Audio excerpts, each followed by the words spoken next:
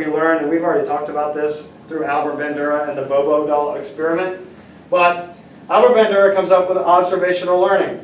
So American psychologists who experimentally investigated observational learning, emphasizing the role of cognitive factors.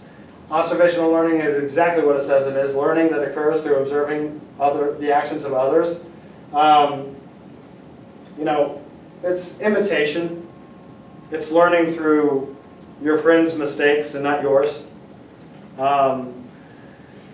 Again, I think a great example would be, let's say that you're a little bit older and your friend drinks and drives and he gets a DUI, and then you have to give him a ride to work every single day for 45 straight days because he can't drive.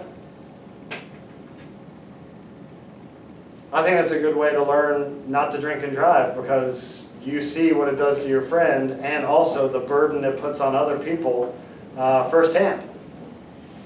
It's pretty easy to learn, right? You didn't get a DUI, but man, did you learn the lesson of drinking and driving without that ever happening. So when you see Bandura, think about the Bobo doll experiment and think about observational learning. Here's some images of the Bobo doll experiment. So kids just basically watched adults get rewarded for acting aggressively towards these dolls that, wobble back and forth and stand back up. So they watched adults do it, they got rewarded, the adults did at the end of it, and then they let the kids loose on this thing and they went ham, if you know what that means. Mirror neurons, what? This is kind of scary.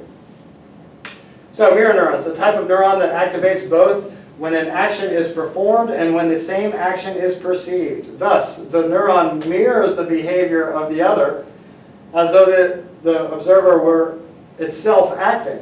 Such neurons have been directly observed in primate species. Birds have been shown to have imitative resonance behaviors, and neurological evidence suggests the presence of some form of mirroring system. That's why parrots can do what they do. Okay?